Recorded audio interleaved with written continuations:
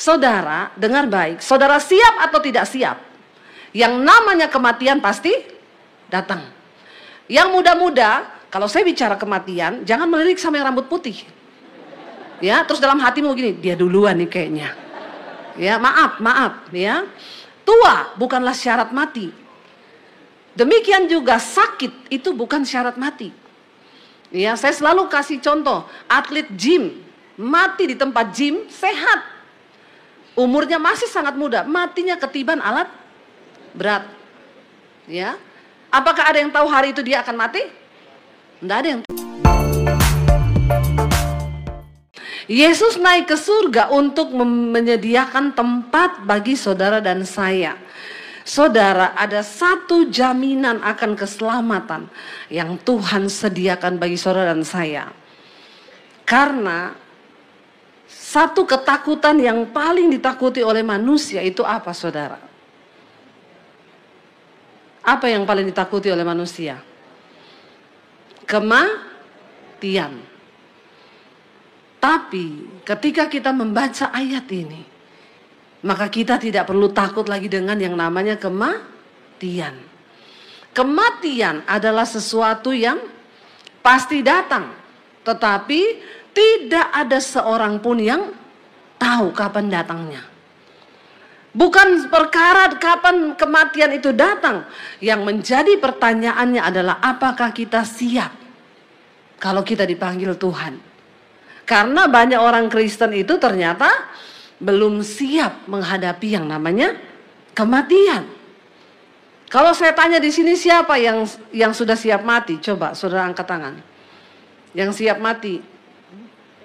Saya tidak tanya yang mau mati loh. Yang siap mati. Ya, hampir semua belum siap. Saudara, dengar baik. Saudara siap atau tidak siap? Yang namanya kematian pasti datang. Yang muda-muda, kalau saya bicara kematian, jangan melirik sama yang rambut putih. Ya, terus dalam hatimu gini, dia duluan nih kayaknya. Ya, maaf, ya. Tua bukanlah syarat mati. Demikian juga sakit itu bukan syarat mati. Ya, saya selalu kasih contoh, atlet gym, mati di tempat gym, sehat. Umurnya masih sangat muda, matinya ketiban alat berat. Ya. Apakah ada yang tahu hari itu dia akan mati? Tidak ada yang tahu. Kemarin saya juga baca status di IG teman pelayanan umur 40-an meninggal. Ya. Kita nggak tahu kapan datangnya kematian itu. Tapi bagi orang yang sungguh-sungguh hidup di dalam Kristus, kita harus yakin dan percaya Yesus pergi menyediakan tempat buat saudara dan saya. Kenapa saudara? Karena saya mau kasih tahu, ingat dunia ini bukan tempat kita yang sesungguhnya. Amin. Jangan kau fokuskan dirimu hanya untuk mengejar dunia ini, karena tempat ini hanya tempat persinggahan.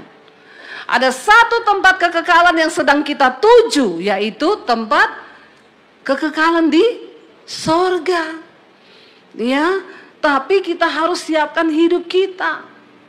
Tadi saya cerita di sini, saya naik pesawat mau ke Kalimantan, ketemu satu orang ibu, dia bukan orang Kristen. Saya pengen memberitakan Injil nih sama ibu ini, lalu saya tawari dia permen. Bu, mau permen kan? Oh iya, mau. Lalu dia tanya sama saya, Mbak kerja di mana ya? Saya bilang, ibu coba tebak, kira-kira lihat tampang saya kerja di mana? Ya gampang lah, mbaknya sekretaris kan. Saya dalam hati, body kayak begini kok sekretaris. Sekretaris itu kan langsing ya, kurus gitu ya. Masa kayak gini sekretaris? Saya bilang, bukan bu, saya kerja di perumahan. Ini perumahan mewah dan termewah. Di sini ini masih banyak kafling bu, banyak tempat, tapi penghuninya masih sedikit. Oh, di mana itu? Ya, di mana? Saya bilang di sorga bu tempatnya. Dia bilang, ih, ya ampun bu, ih jangan ngomong begitu loh. Ya Allah, iya kok menakutkan. Saya bilang, loh bu kita harus siap. Contoh kita naik pesawat sekarang, kalau pesawatnya jatuh, ibu yakin masuk sorga?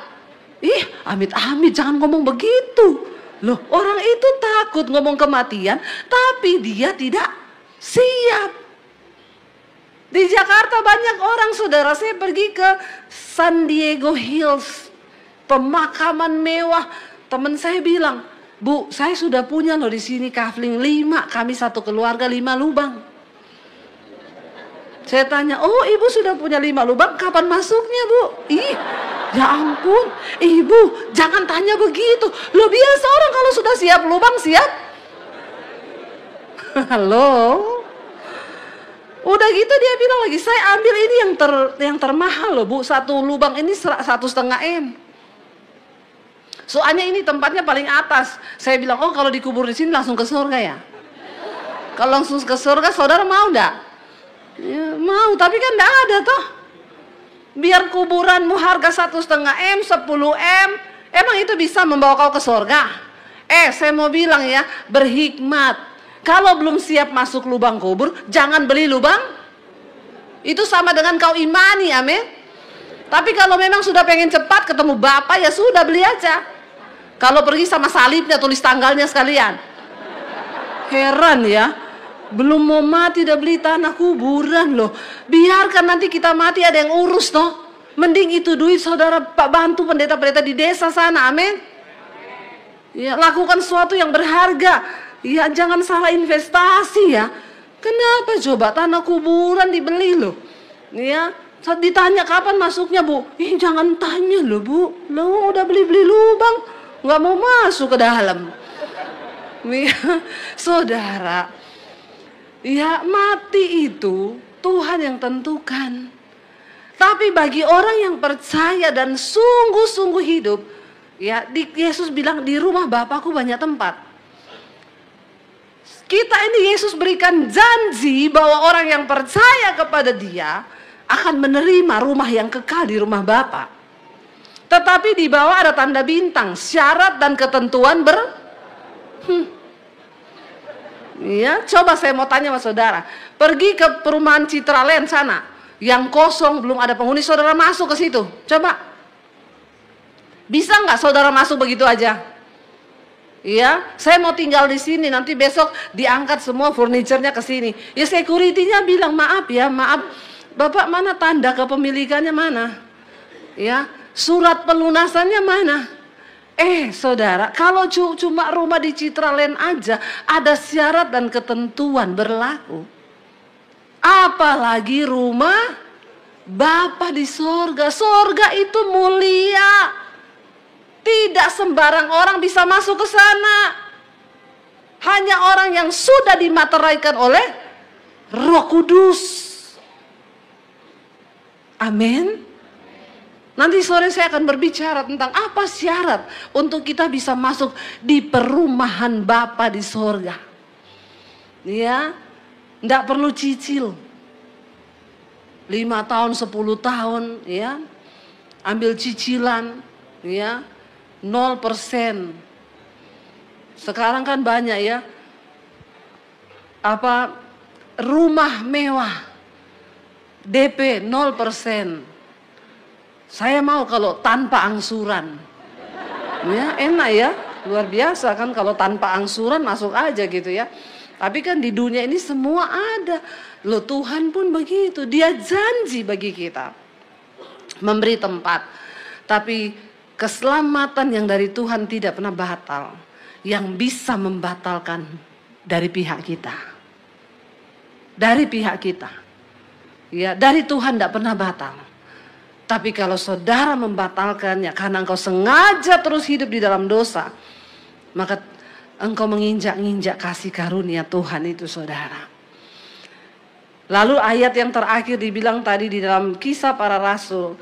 Yang pertama ayat yang ke-6 dia bilang, hai orang-orang Galilea, mengapakah kamu berdiri melihat ke langit? Mereka terpana, saudara. Saya kemarin baru pulang dari Israel.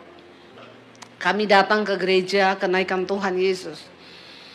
Aduh, kemarin ke Israel tuh kita penuh tantangan dan pergumulan. Ini grup yang tertunda dari tahun lalu. Tahun lalu seminggu sebelum berangkat, Hamas menyerang Israel. Lalu bandara di Tel Aviv tutup. Jadi grup kami tertunda. Tertundanya sampai kapan? Enggak tahu. Karena kita naik Emirat itu embargo saudara. Dia nggak mau masuk Tel Aviv. Lalu kami tunggu lama, saya bilang daripada tunggu-tunggu lama, alihkan aja lah kita rubah rute. Rubah rute, masuk lewat Jordan, transit di Dubai. Akhirnya ya udah tahun depan di reschedule lah kemarin. 2 hari sebelum berangkat berita keluar 200 rudal Iran meluncur ke Israel. Saya baca astaga Tuhan tinggal 2 hari mau berangkat. Saya tanya sama travelnya, kita bisa reschedule lagi nggak? Bu, kalau kemarin nggak dirubah tetap Tel Aviv, bisa reschedule bu. Lah ini kan ibu sudah rubah, pilih pindah ke Dubai. Jadi tetap on schedule. Saya tengking dalam nama Yesus. Pendeta juga manusia. Punya rasa, punya hati, jangan samakan dengan pisau belati. 200 rudal ini, Bo, ya. Jadi saya bilang sama suami, batalin. Nggak bisa saya, ini tetap on schedule. Saya berdoa, dalam nama Tuhan Yesus, batalkan Tuhan. Karena manusia itu suka cari aman. Ya lalu akhirnya, nggak bisa tetap on schedule berangkat bu. Sehari sebelum berangkat, berita keluar, Dubai diterjang banjir dalam nama Yesus. Puji Tuhan, Tuhan menjawab doaku. Kita nggak jadi berangkat. Saya tanya travelnya, nggak jadi kan? On schedule. Kenapa on schedule? Ini banjir loh di sana. Masa kamu tanggung jawab? Ini peserta 70 orang on schedule bu. Akhirnya di cancel malam itu penerbangannya, diganti besok pagi. Kenapa nggak sebulan? Nggak bu, cuma 1 malam toh, besok pagi berangkat. Saya bilang lagi sama suami, kalau besok sebelum berangkat ada berita Israel menyerang balik Iran, saya nggak mau berangkat. Kata suami saya, lah gimana kalau mbok kowe temani dewe, aku wegah. Wes ini udah keluar bahasa Jawa niki, berarti tenanan niki aku ngomong ki. Ya ojo, aku wegah mangkat to dewe. Ya, suami saya bilang, terus bagaimana no? Yo wes pokoknya aku minta tandanya itu.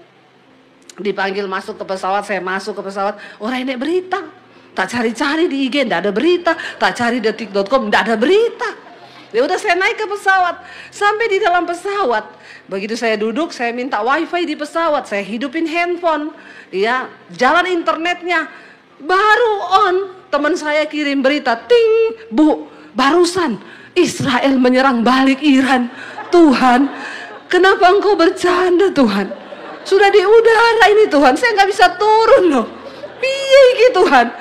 Saya bilang, kenapa Tuhan begitu ya Tuhan? Tuhan cuma jawab, makanya jangan suka cari aman. Kan kamu sudah percaya kalau mati masuk surga. Ya udah, saya dikirimi lagi temen, ting, bu. Beberapa pesawat Emirat putar balik akibat serangan Israel ke Iran. Saya tunggu pengumuman. Saudara, karena ada serangan, kita putar balik pulang ke Jakarta. Saya tunggu, tidak ada berita. Akhirnya turun di Dubai.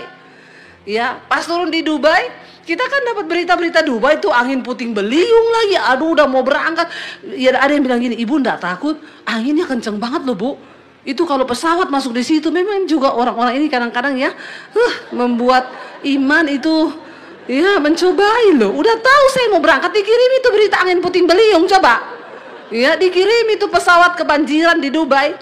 Jadi waktu kita landing di Dubai, saya tuh lihat dari atas. Saya bilang sama suami, nggak ada air, nggak ada becek. Turun di bandara semua peserta juga ini, bu beceknya mana ya? Ini bukan di Indonesia ya, ini bukan Jakarta. Habis banjir becek semua sama sampah. Di sini kau tidak temukan sampah, nggak ada becek. Lalu kita turun saudara, benar saja biasanya itu bandara Dubai turun kita disambut dengan shopping di situ toh. Ada Dior, tembok ratapan dan tembok pencobaan di situ, bukit pencobaan. Bagi ibu-ibu bukit pencobaan, bagi bapak-bapak tembok ratapan. Kalau istrinya sudah masuk ke Dior, bapaknya meratap di tembok. Ya Tuhan tolong Tuhan, duit habis. Biasanya kan begitu turun saudara, pemandangannya penumpang tidur di bandara itu semua penumpang. Saya baca berita 15.000 penumpang stuck di Dubai karena tidak ada penerbangan. Saya bilang sama tim saya, berdoa loh, berdoa kita kuat nih. Karena ini semua hotel juga di sini sudah penuh loh. Kita masuk saudara. Ada satu grup yang satu pesawat dengan kami, 20 orang dari Indonesia. Mereka mau ke Lourdes itu di Eropa. Udah antri di boarding, antri dari 2:30 sore sampai jam 12 malam. Antri boarding.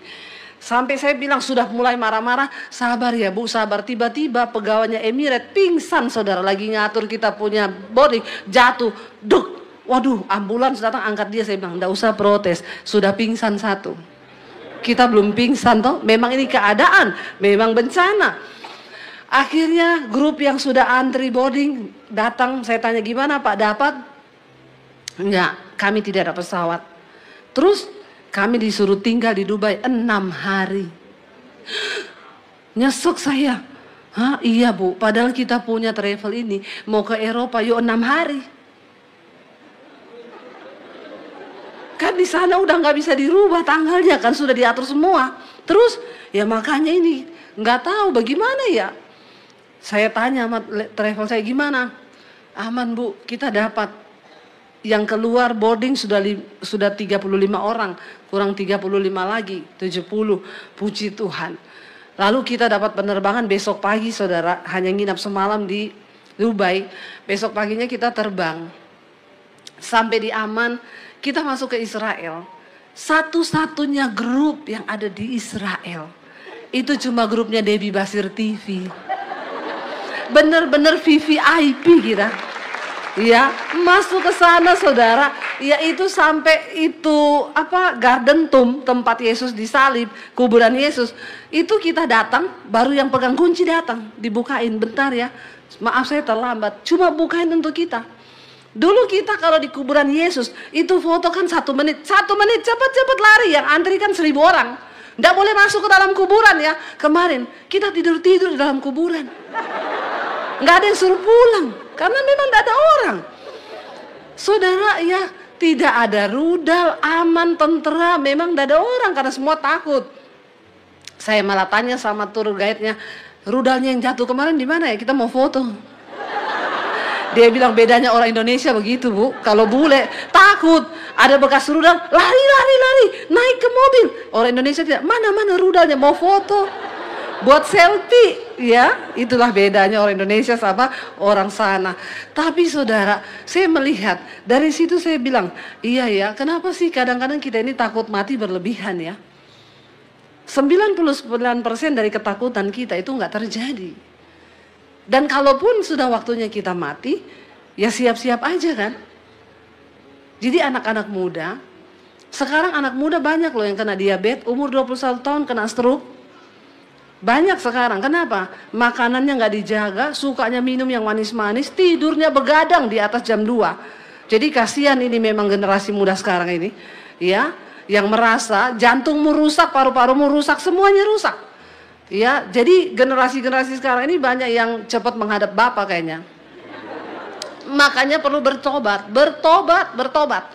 Temennya anak saya masih SMA udah cuci darah, gagal ginjal. Kenapa? Pola makannya nggak bener. Ya, jadi saudara, bukan soal matinya. Ya, matinya kapan aja kita mati, nggak tahu kapan. Saya pernah mimpi loh, tidurnya nyenyak banget, indah banget, seneng banget. Terus saya nggak mau bangun. Ada suara bilang begini, kalau kau nggak bangun kau mati loh. Saya pengen tidur terus. Tapi tiba-tiba saya ingat kalau saya mati suami saya kawin lagi. Saya bangun cepet. Enak aja lu, ya. Anak-anak saya masih kecil, saya cepet-cepet bangun saudara. Ya karena, tapi saudara mati itu enak, apalagi di dalam Tuhan. Ya saya dulu pernah melayani satu orang bapak. Dia pernah mati beberapa saat. Ketika dia mati, dia didoakan pendeta waktu dia anfal. Sudah tidak bernapas, pendetanya itu tengking, dalam nama Yesus, darah Yesus. Tiba-tiba dia hidup lagi. Dia cerita sama saya, waktu dia mati itu dia lihat jalan yang gelap. Dan di situ hanya ada ketakutan dan kengerian. Karena Yesus berkata, kalau engkau terus hidup dalam dosa tidak bertobat, maka yang ada itu ratapan, kertakan gigi dan ketakutan itu dalam neraka. Tapi dia bilang ketika dia lagi bingung mau kemana karena tidak ada cahaya, jalan itu gelap sekali. Tiba-tiba dia dengar ada yang teriak, darah Yesus, darah Yesus. Tiba-tiba dia hidup, saudara, rohnya kembali. Tuhan kasih dia kesempatan hidup 10 tahun lebih. Dan puji Tuhan, dia meninggal di tangan saya. Waktu itu saya layani, dia bukan orang Kristen. Ketika itu saudara, dia mengalami koma 10 hari setelah Tuhan izinkan dia kembali hidup. Lalu itu 10 tahun dia hidup, lalu 10 hari dia koma waktu mau meninggal. Dan saya ada di sisinya, saudara. Waktu dia mau meninggal itu, dia sudah tarik napas panjang tapi kembali lagi. Sudah pasang alat semua tapi tidak bisa mati. Jadi kasihan loh, orang tuh kalau nggak bisa mati juga kasihan, saudara. Ya, lebih baik mati daripada setengah mati. Udah dipasang alat-alat semuanya ndak mati-mati. Ya, lalu saya berdoa diingetin Tuhan, dia ini dulu banyak ilmu-ilmu hitam. Putuskan hubungan kuasa gelapnya. Lalu saya doakan, saya putuskan dalam nama Yesus, saya bisik di telinganya. Habis saya doakan pelepasan itu, saya bilang gini, Pak, nanti kita ketemu di sorga ya. Tuhan Yesus sudah datang jemput. Dia tarik napas terakhir, dia meninggal bahkan di tangan saya, saudara. Saudara, di dalam Yesus itu ada jaminan. Dan dia bilang, aku naik untuk menyediakan tempat bagimu. Karena itu saudara tidak perlu takut mati. Bilang kanan kirimu, gak usah takut mati. Saya undang para imam musik. Bilang, benar-benar tatap matanya, bilang, jangan takut mati. Asal bertobat kau. Cepat. Ya, sungguh-sungguh bertobat. Ya, maka kita akan mengalami, saudara, Tuhan yang janji. Ya, makanya hari ini saya percaya dengan kenaikan Kristus, kita tidak bimbang lagi, ada sebuah keyakinan pasti dalam hati kita. Yesus Tuhan dan Juru Selamat, amin. Namanya orang itu beriman, apalagi dalam hal beriman, tentunya kita membutuhkan sebuah keyakinan. Kalau tidak yakin, ya jangan. Ya, Anda jadi Kristen, kalau nggak yakin sama Tuhan Yesus, ngapain jadi Kristen? Hello, benar nggak? Ya, nggak yakin kok percaya Tuhan, nggak yakin kok datang ke gereja. Ya, saya kemarin ketemu satu orang pemuda, saudara. Sudah bapak sih ya. Saya ngobrol sama dia, saudara. Saya lihat tampaknya ini Kristen, tapi kok dia nggak kenal saya ya? Nggak usah tertawa, biasa aja, keles. Ya, kenapa? Karena muka saya ini di kalangan Kristen tuh sudah tidak asing, benar nggak? Ya, kalau Kristen yang suka dengar firman, Kristen yang nggak suka juga banyak yang nggak tahu saya.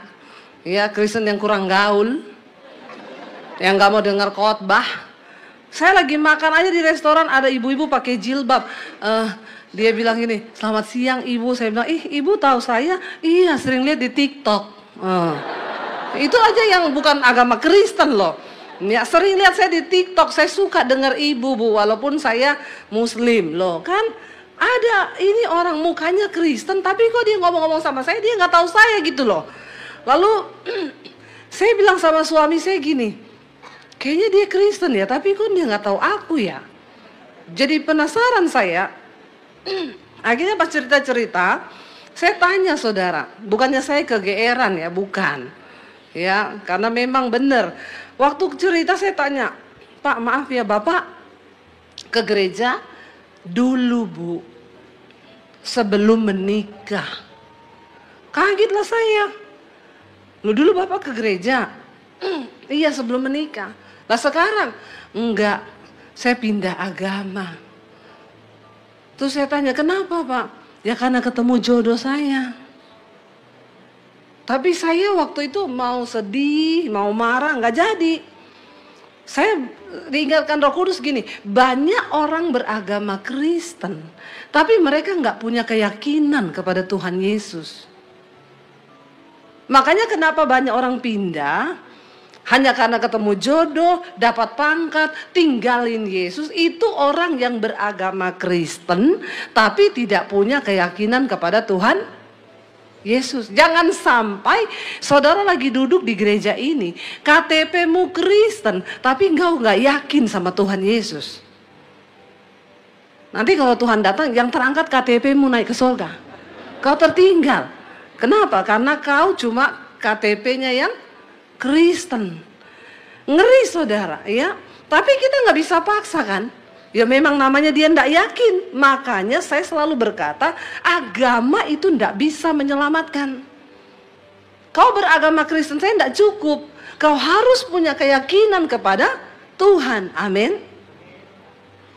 Saya bilang sama dia begini, Pak, saya ini terbalik loh sama Bapak. Saya dulu bukan Kristen. Saya berjumpa dengan Tuhan Yesus tahun 95. 96 ketahuan keluarga saya disuruh pilih, kamu pilih Yesus atau keluarga. Kalau kamu pilih Yesus, silakan tinggalkan keluarga. Jangan anggap kamu punya keluarga lagi. Jadi saya tinggalin saudara keluarga saya. Kenapa saya melakukan itu? Berat enggak? Berat banget buat saya meninggalkan keluarga saya yang sudah membesarkan saya dari kecil. Tapi kenapa saya rela tinggalin keluarga saya, orang tua saya? Karena waktu saya berjumpa Tuhan Yesus, saya benar-benar yakin bahwa Yesus adalah Tuhan dan Juru Selamat. Saya mengalami perjumpaan pribadi dengan Tuhan. Lulus SMA, saya mau bunuh diri, saya ketemu Tuhan Yesus. Dan ketika saya berjumpa Tuhan, saya menerima Yesus, saya mau dibunuh sama keluarga saya. Tapi karena saya yakin, ada sebuah keyakinan akan keselamatan di dalam Yesus, saya nggak peduli, saya tinggalkan keluarga tahun 96. Harga demi harga saya bayar, bahkan papi saya bilang, jangan bawa ijazah, saya mau lihat Yesus kasih makan kamu pakai apa. Ya, jadi saya keluar dari rumah nggak bawa ijazah. Kelihatannya masa depan saya suram. Makanya saya harus jadi YouTuber. Ya, karena Tuhan tahu. Loh, saudara, waktu saya mau tinggalkan keluarga saya berdoa loh. Bukan ini saya bilang Tuhan, ya ini bukan main-main loh. Meninggalkan keluarga, kehilangan semuanya. Papi saya bilang kalau kamu sudah memilih keluar dari pintu rumah ini, jangan harap kamu dapat apa-apa lagi dari orang tua. Jangan pernah kamu hubungin kami orang tuamu, anggap kamu nggak punya siapa-siapa. Loh, buat saudara itu sebuah pilihan yang berat nggak? Berat saudara. Tapi saya masuk di kamar, saya berdoa, saya bilang Tuhan, kasih satu ayat firman Tuhan yang dapat membuat saya yakin bahwa Engkau menjamin hidupku. Begitu saya buka Alkitab, berbahagialah kamu. Yesus yang berkata, berbahagialah kamu jika karena namaku kamu meninggalkan ayahmu, ibumu, rumahmu, ladangmu, pekerjaanmu, karena engkau akan memperolehnya lipat kali ganda. Dan saya meneteskan air mata. Tepuk tangan buat Tuhan Yesus yang ajaib dan luar biasa. Saya meneteskan air mata dengan iman, saya terima firman itu. Dan saya bilang Tuhan, ini cukup sebagai sebuah konfirmasi. Saya tinggalkan keluarga saya. Dari tahun 96 saudara. Tapi saya mau bersaksi sama saudara, hari ini apa yang hilang dariku sudah Tuhan gantikan berlipat-lipat kali ganda. Tidak bisa saya ceritakan dengan mulut apa yang Tuhan buat. Karena itu saudara, Alkitab berkata, kalau engkau berpaling kepada Tuhan Yesus, kau harus percaya bahwa dia itu ada, dia nyata, dan dia memberi upah kepada orang yang sungguh-sungguh yakin dan percaya kepada dia. Katakan, jangan pernah tidak yakin, karena tidak percaya itu dosa saudara. Ya, makanya seringkali banyak hidup orang Kristen tuh nggak pernah lihat mujizat. Dalam hal keuangan, dalam hal apa aja di dunia ini Tuhan menyediakan mujizat. Tapi ketika ada masalah, kau nggak cari Tuhan. Ya, masalah keuangan, ini siapa ya yang bisa tolong aku ya? Mungkin mertuaku bisa pinjemin duit kali ya, atau mungkin dia ya. Pernahkah ketika engkau menghadapi masalah, kau masuk ke kamarmu, kau tutup pintu dan kau menangis dan bilang, Tuhan, aku melipatkan engkau dalam masalahku ini, karena aku percaya engkau satu-satunya jawaban yang dapat melakukan segala perkara dalam hidupku. Maka engkau akan melihat mujizat saudara. Tapi banyak orang Kristen waktu alami masalah keuangan, dia pergi cari tempat yang lain, menyelesaikan masalah tanpa masalah. Apa itu? Penggadaian. Yang member pasti tahu. Nggak usah angkat tangan membernya di sini ya. Makanya kau nggak pernah lihat mujizat. Alkitab berkata, terkutuklah orang yang mengandalkan manusia. yang mengandalkan kekuatannya sendiri dan yang hatinya menjauh dari Tuhan. Tapi diberkatilah orang yang mengandalkan Tuhan, yang menaruh harapannya siang dan malam. Anak-anak muda, dengar baik. Masa depanmu itu, ya anak-anak muda sekarang itu harus buka mata lebar-lebar ya. Ke depan ini, hidupmu itu nggak gampang loh saudara. Dengan kemajuan teknologi, saya kemarin ikuti kelulusan anak saya yang paling bungsu lulus SMA kemarin saudara. Ya, dan saya mendengarlah di situ. Saudara, saya melihat anak-anak muda tantangan ke depan ini semakin berat. Ya, dengan adanya AI saudara, itu menggantikan semua keahlian manusia. Kemarin suami saya tunjukin saya lihat nih, masa AI bisa bikin lagu? Bisa bikin musiknya, aransemennya, bisa bikin suaranya. Saya dengar lagu ciptaannya AI, dia nyanyi, lalu suami saya coba masuk ke AI, bikinin saya dong syair lagu rohani, keluar semua saudara. Engkaulah pengharapanku di saat aku tidak berdaya, kuasamu menjadi nyata. Coba, dunia industri musik hari-hari ini sedang ada dalam sebuah problem yang begitu luar biasa. AI bisa khotbah. Dan kalau cuma pengkhotbah ecek-ecek, kalah sama AI. Lo percaya enggak? Tapi apa yang membandingkan saya dengan AI? Dalam diri saya ada pengurapan Tuhan, AI enggak ada. Ya, tapi ada yang tanya sama saya, Bu, ini bagaimana ceritanya ya Bu? Di luar negeri, gereja-gereja di luar negeri sudah pakai AI yang khotbah.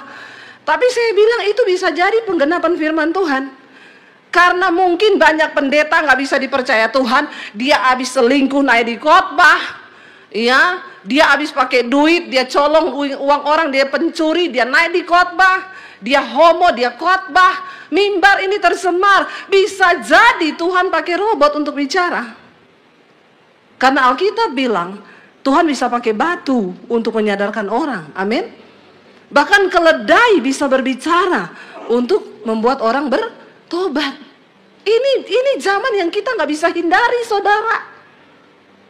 Anak-anak muda, buka matamu lebar-lebar. Iya, saya kadang lihat baru lulus SMA udah party-party, mabok-mabok, berasa sudah dapat dunia segalanya. Baru lulus SMA. Iya, perjalananmu tuh masih panjang.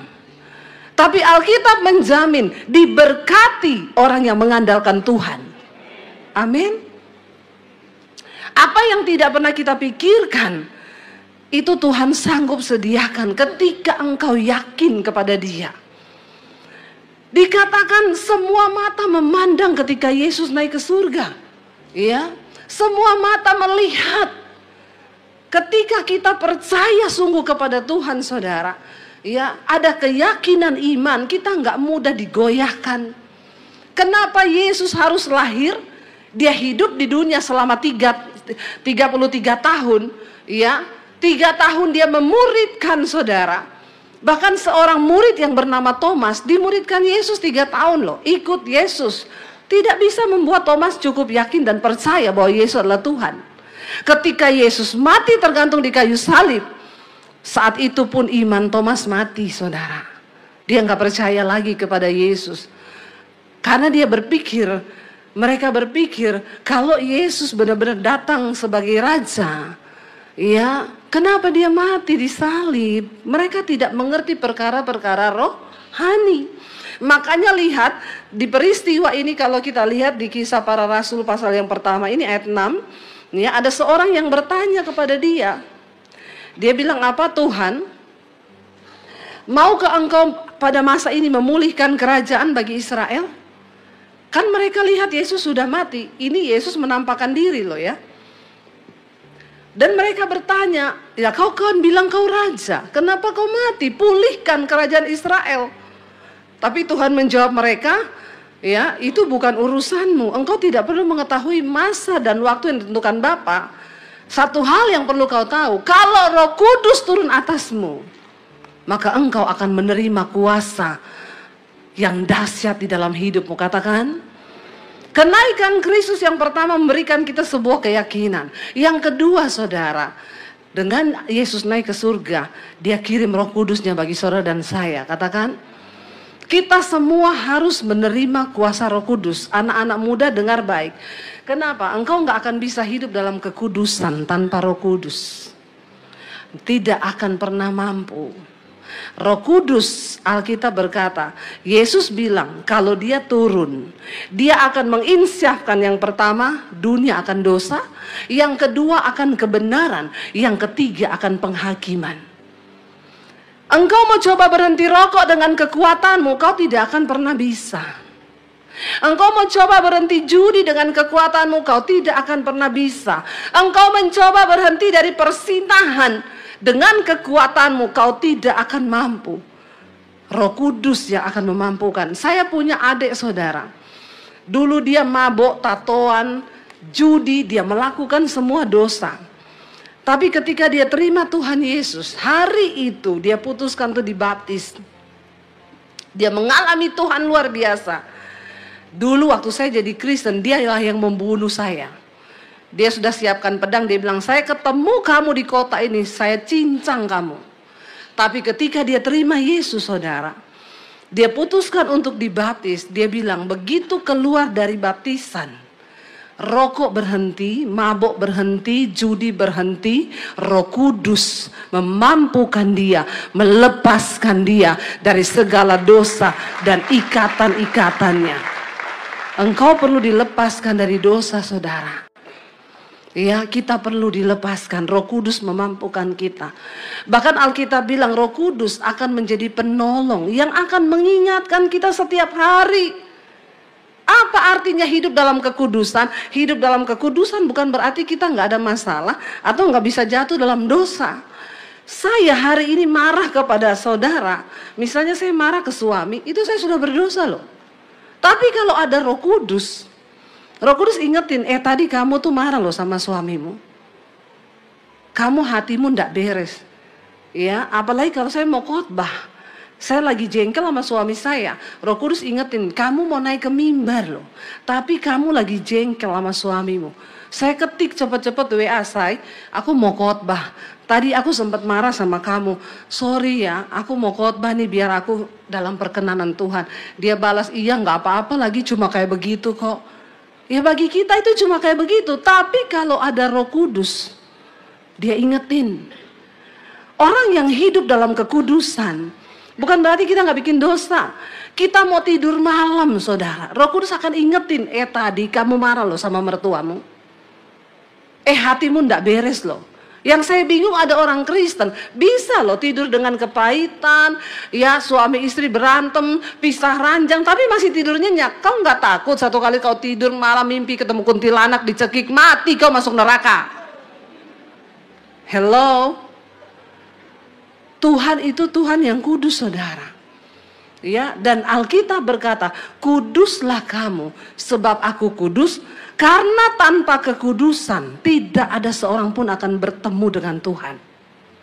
Kita nggak kudus nggak bisa loh ketemu Tuhan. Ya, Roh Kudus akan membantu kita menginsyafkan kita akan dosa. Ya, makanya kalau ada pengajaran yang bilang nggak apa-apa tanpa Yesus kita bisa masuk sorga. Yang penting kita hidup melakukan kebaikan. Maaf saudara, firman Tuhan berkata, kebaikan manusia itu seperti kain kotor. Saudara mau sumbang gereja, saudara mau melakukan apa aja, kalau kutuk dosa tidak diputuskan, maka semua kebaikan kita itu seperti kain kotor. Apa yang membedakan kita? Perkenanan Tuhan itu apa? Orang yang setiap hari ini loh hidup dituntun oleh Roh Kudus. Roh Kudus itu berbicara, saudara. Dia pribadi yang akan diberikan. Makanya Yesus berkata, jangan sedih kalau aku pergi. Karena kalau aku tidak pergi, Roh Kudus tidak akan datang. Tapi kalau aku pergi, Roh Kudus akan turun. Dan itu adalah penolong yang akan menolong engkau. Yesus naik ke surga, tapi rohnya dia berikan bagi setiap saudara dan saya. Amin. Mari kita bergaul dengan Roh Kudus, saudara. hidup dipenuhi oleh Roh Kudus ya. Orang kalau hidup dipenuhi Roh Kudus nggak mungkin dia tahan lama-lama musuhan sama mertua. Di sini ada yang musuhan sama mertuanya? Nggak usah angkat tangan. Ya, ada yang berantem suami istri 3 hari 3 malam nggak bicara, ada? Nggak usah angkat tangan juga. Kalau ada yang angkat tangan, saya baptis ulang di lumpur lapindo. Biar saudara langsung bertobat.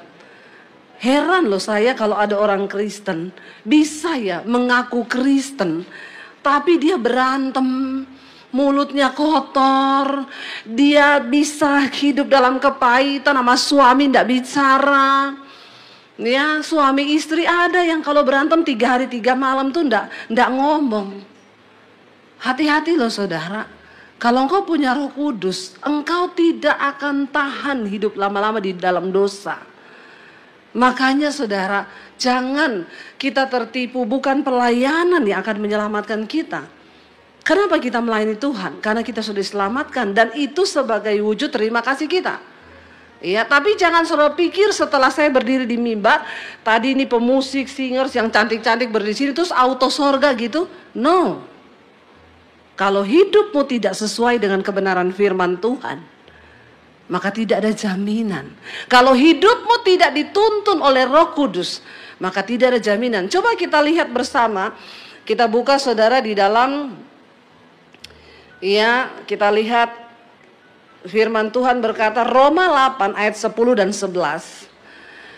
Ini luar biasanya kalau Roh Kudus itu masuk dalam hidup kita. Roma 8 ayat 10 dan 11 firman Tuhan berkata di sana apa? Kita baca bersama.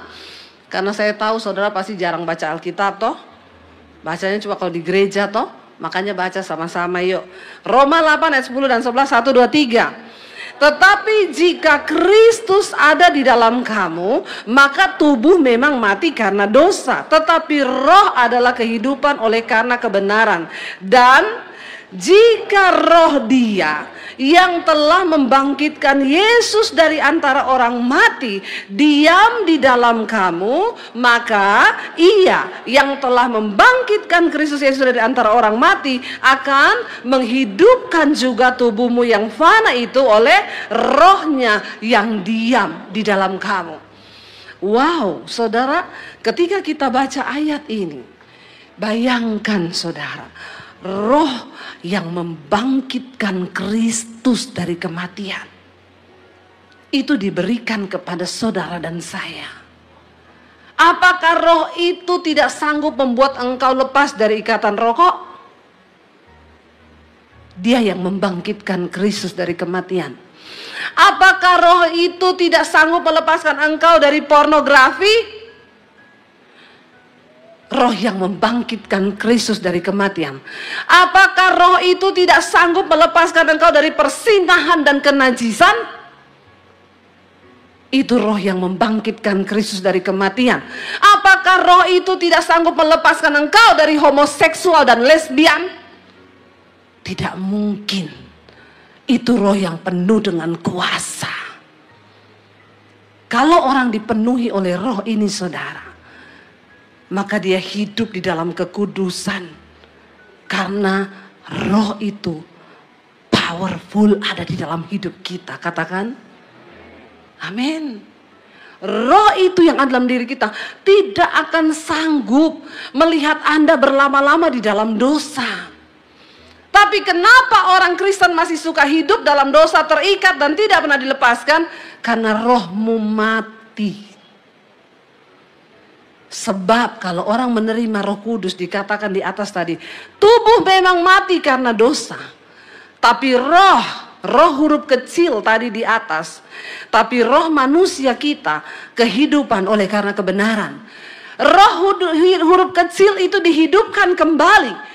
Lalu Roh Kudus yang adalah roh Allah huruf besar masuk menyatu dengan roh kita. Maka keinginan daging kita ini saudara, lambat laun akan dilepaskan. Makanya orang yang hidup di dalam kekudusan, dia gak akan tahan lama-lama di dalam kepahitan, amarah, kenajisan, percabulan.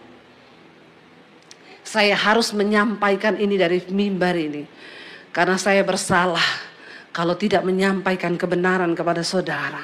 Makanya Yesus berkata, banyak orang di akhir zaman akan berseru, Tuhan, Tuhan, aku sudah melepaskan orang, aku sudah membangkitkan orang mati, aku sembuhkan orang lumpuh demi nama Tuhan. Ini hamba-hamba Tuhan. Tapi Tuhan bilang apa? Enyah engkau daripadaku, aku tidak mengenal engkau, sebab engkau pembuat dosa.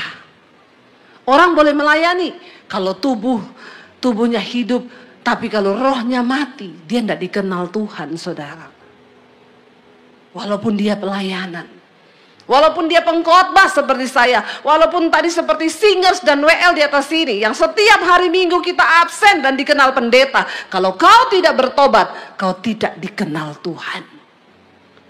Roh Kudus membuat kita dikenal Tuhan. Kenapa? Karena di ayat yang lain, saya tidak siapkan ayat ini tapi saya akan cari.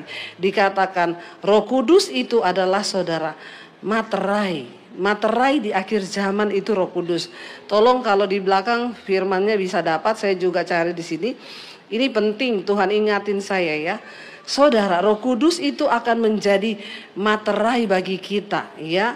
Karena itu saudara, mari kita sungguh-sungguh, hanya orang yang dipenuhi oleh Roh Kudus, mereka lah yang akan dikenal oleh Tuhan ya. Kalau dapat dikatakan di sana ya, ada ayatnya tentang Roh Kudus itu adalah dimateraikan ya. Coba ini perlu saudara ya, karena tiba-tiba Tuhan ingatkan saya, jangan bermain-main dengan kekudusan ya, sebab Roh Kudus itu materai. Kita tidak ditok sama Roh Kudus, nggak ada materai. Maaf saudara, kita nggak dikenal sama Tuhan. Karena itu kenaikan Kristus ke surga ini adalah peristiwa penting bagi orang Kristen. Roh Kudus diberikan kepada saudara dan saya, roh yang membangkitkan Kristus dari kematian. Dia sanggup melakukan apa aja. Saya melayani beberapa orang homo saudara, dan mereka itu sekarang WA kepada saya, Bu, puji Tuhan, saya disembuhkan. Tidak ada yang mustahil loh. Jangan bilang begini, memang kita sudah terlahir begini kok. Ya, dari dulu sudah begini tulang lunak. Ya, nggak ada tulang lunak diciptakan Tuhan ya. Alkitab dengan jelas berkata Tuhan ciptakan dia laki-laki dan perempuan. Lebih dari itu, dari si jahat, dari iblis. Ya, saya melayani seorang laki-laki homo. Dia bilang, Bu Debbie, saya dapat khotbah ibu di YouTube. Saya mau pengakuan dosa sama ibu. Saya bilang gak apa-apa, mumpung saya nggak kenal kamu, silahkan. Ya, iya Bu, saya tinggal di Bali. Saya homo, saya punya pacar, ya bahkan kami punya grup, ya komunitas. Saya bilang, terus sekarang kamu mau apa? Saya dengar khotbah ibu, saya nggak mau masuk neraka Bu. Tapi saya harus memulai dari mana? Yang pertama, puji Tuhan kamu sadar. Karena Alkitab berkata Yesus datang sebagai tabib, dokter yang ajaib. Tapi orang itu bisa sembuh kalau dia merasa sakit. Iya nggak saudara? Masalahnya banyak orang tidak rasa sakit. Iya, dia hidup dalam dosa tapi dia merasa baik-baik aja. Puji Tuhan, kamu merasa sakit karena Roh Kudus yang menginsyafkan kamu. Iya Bu, saya mulai dari mana? Sekarang begini, ya. Setiap hari kamu lihat dirimu di cermin, kamu katakan namamu, ya. Siapa namamu? Misalnya Bambang, ya nggak apa-apa, di Surabaya banyak nama Bambang. Ya, kamu tengking dirimu, Bambang, engkau diciptakan sebagai seorang laki-laki. Semua roh homo, roh banci, aku tolak keluar dari dalam diriku, dalam nama Yesus. Lakukan itu setiap hari. Dia praktekin saudara. Ya, dia berdiri di cermin, dia tengking itu setiap hari. Satu saat dia telepon saya, Bu, kenapa ya setiap kali saya melakukan itu saya mau muntah? Enggak apa-apa, itu berarti rohnya mau keluar. Ya, teruskan. Ayo kita berdoa. Saya berdoa lewat telepon. Tiba-tiba dia bilang, Bu, saya mau muntah. Lari ke toilet, tapi teleponnya jangan diputus. Ya, dia lari ke toilet, dia muntah-muntah. Saya tengking dalam nama Yesus, dalam nama Yesus. Ya, memang butuh perjuangan. Yang kedua, setelah kamu sudah mulai dilepaskan, tinggalkan komunitasmu. Karena pergaulan yang buruk merusak kebiasaan baik. Seapapun kita hebat mau coba berubah, kalau pergaulanmu buruk, kau akan terseret cepat. Ya, makanya tinggalkan. Orang yang hidup benar, kita nih ketika dipenuhi Roh Kudus, nggak mungkin kita tahan ada di tempat-tempat dugem. Ya, ada di sini yang masih suka dugem. Saya pastikan rohmu mati. Engkau tidak hidup, walaupun engkau Kristen. Tapi rohmu belum dihidupkan. Kau perlu minta Roh Kudus untuk menjamah. Saya dulu suka dugem. Ya, makin goyang makin enak, makin tengah malam makin sedap. Tapi waktu saya menerima Yesus, jangan bilang saya tidak mengalami. Saudara yang baru mau nakal sekarang, kasihan deh lu. Udah telat nakalmu, nakal tuh dulu. Ya, zaman-zaman saya nakal. Sekarang saya tobat. Waktu saya menerima Yesus, saya nggak tahan berada di tempat seperti itu. Roh yang dalam diri saya tidak sejahtera, saudara. Ya, jadi kalau ada orang Kristen masih sejahtera, katanya gini, kita nggak ngapa-ngapain kok, cuma duduk-duduk, rohmu mati. Saya pastikan itu. Kau tidak akan dikenal waktu Tuhan datang. Saudara, apalagi ada pelayan Tuhan. Ya, saya nyambi bu, main di nightclub. Maaf ya, pemusik, kau masih betah main di nightclub. Ya, maaf, saya harus bicara keras dari sini. Rohmu tuh mati. Satu kali ada WL datang, bu saya diskors bu, kenapa? Ketahuan saya di nightclub.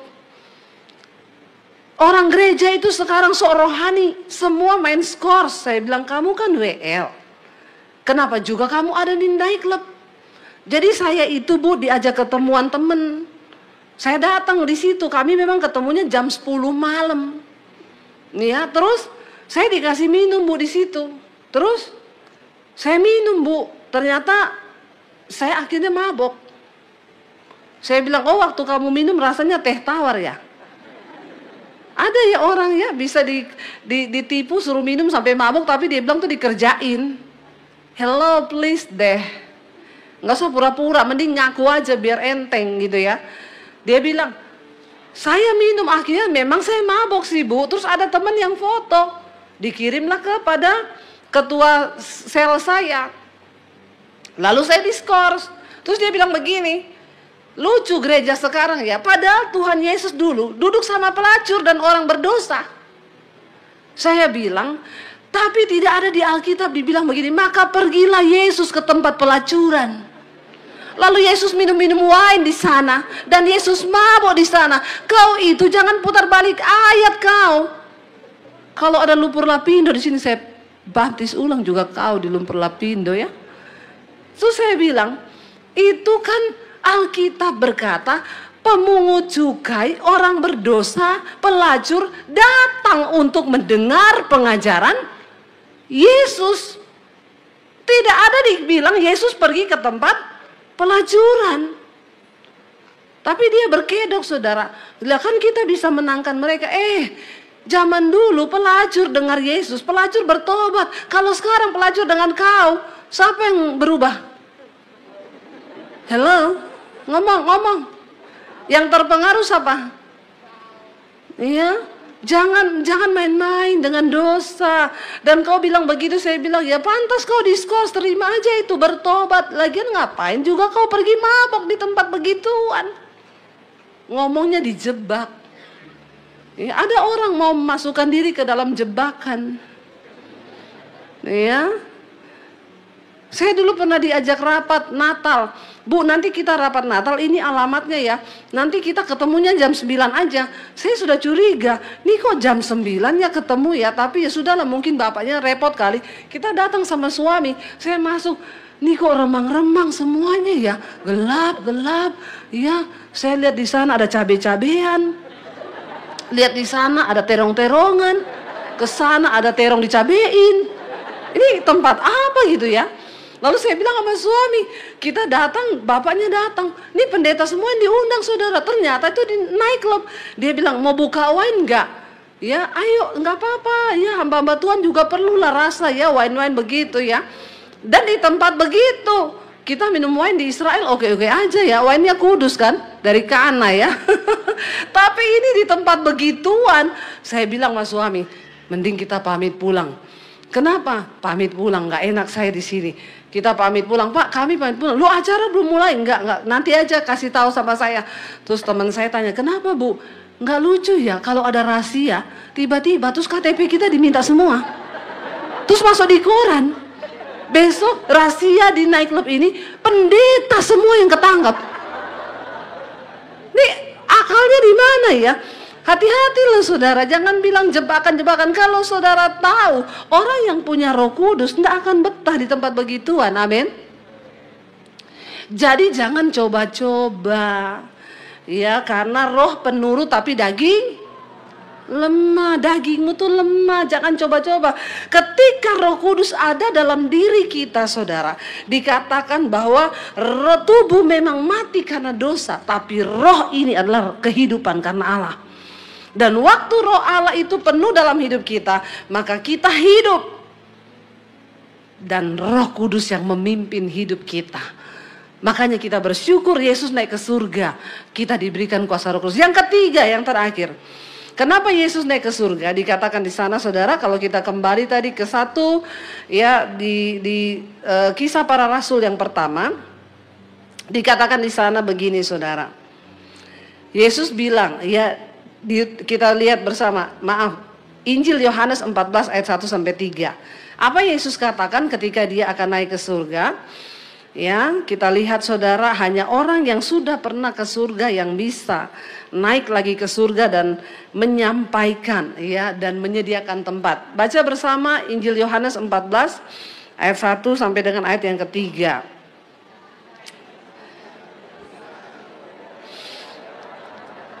Ya, di rumah Bapakku banyak tempat tinggal. Jika tidak demikian, tentu aku mengatakannya kepadamu. Sebab aku pergi ke situ untuk menyediakan tempat bagimu. Dan apabila aku telah pergi ke situ tempat bagimu, maka apa? Aku akan datang kembali supaya di mana aku berada, di situ juga kamu berada. So sweet enggak saudara Tuhan Yesus? Dia pengen di mana dia berada, kita juga berada. Yesus naik ke surga untuk menyediakan tempat bagi saudara dan saya. Saudara, ada satu jaminan akan keselamatan yang Tuhan sediakan bagi saudara dan saya. Karena satu ketakutan yang paling ditakuti oleh manusia itu apa saudara? Apa yang paling ditakuti oleh manusia? Kematian. Tapi ketika kita membaca ayat ini, maka kita tidak perlu takut lagi dengan yang namanya kematian. Kematian adalah sesuatu yang pasti datang, tetapi tidak ada seorang pun yang tahu kapan datangnya. Bukan perkara kapan kematian itu datang. Yang menjadi pertanyaannya adalah apakah kita siap kalau kita dipanggil Tuhan. Karena banyak orang Kristen itu ternyata belum siap menghadapi yang namanya kematian. Kalau saya tanya di sini siapa yang sudah siap mati? Coba saudara angkat tangan. Yang siap mati. Saya tidak tanya yang mau mati loh. Yang siap mati. Ya, hampir semua belum siap. Saudara, dengar baik. Saudara siap atau tidak siap? Yang namanya kematian pasti datang. Yang muda-muda, kalau saya bicara kematian, jangan melirik sama yang rambut putih. Ya, terus dalam hatimu begini, dia duluan nih kayaknya. Ya, maaf, ya. Tua bukanlah syarat mati. Demikian juga sakit itu bukan syarat mati. Ya, saya selalu kasih contoh, atlet gym mati di tempat gym sehat. Umurnya masih sangat muda, matinya ketiban alat berat. Ya. Apakah ada yang tahu hari itu dia akan mati? Tidak ada yang tahu. Kemarin saya juga baca status di IG teman pelayanan umur 40-an meninggal. Ya, kita nggak tahu kapan datangnya kematian itu. Tapi bagi orang yang sungguh-sungguh hidup di dalam Kristus, kita harus yakin dan percaya Yesus pergi menyediakan tempat buat saudara dan saya. Kenapa saudara? Karena saya mau kasih tahu, ingat dunia ini bukan tempat kita yang sesungguhnya. Amin. Jangan kau fokuskan dirimu hanya untuk mengejar dunia ini, karena tempat ini hanya tempat persinggahan. Ada satu tempat kekekalan yang sedang kita tuju, yaitu tempat kekekalan di sorga. Ya, tapi kita harus siapkan hidup kita. Tadi saya cerita di sini, saya naik pesawat mau ke Kalimantan, ketemu satu orang ibu, dia bukan orang Kristen. Saya pengen memberitakan Injil nih sama ibu ini. Lalu saya tawari dia permen. Bu, mau permen kan? Oh iya, mau. Lalu dia tanya sama saya, Mbak kerja di mana ya? Saya bilang, ibu coba tebak, kira-kira lihat tampang saya kerja di mana? Ya gampang lah, mbaknya sekretaris kan? Saya dalam hati, body kayak begini kok sekretaris. Sekretaris itu kan langsing ya, kurus gitu ya. Masa kayak gini sekretaris? Saya bilang, bukan Bu, saya kerja di perumahan. Ini perumahan mewah dan termewah. Di sini ini masih banyak kafling Bu, banyak tempat, tapi penghuninya masih sedikit. Oh, di mana itu? Ya, di mana? Saya bilang, di sorga Bu tempatnya. Dia bilang, ih ya ampun Bu, ih jangan ngomong begitu loh. Ya Allah, ya kok menakutkan. Saya bilang, loh Bu, kita harus siap. Contoh kita naik pesawat sekarang, kalau pesawatnya jatuh, ibu yakin masuk sorga? Ih, amit-amit, jangan ngomong begitu.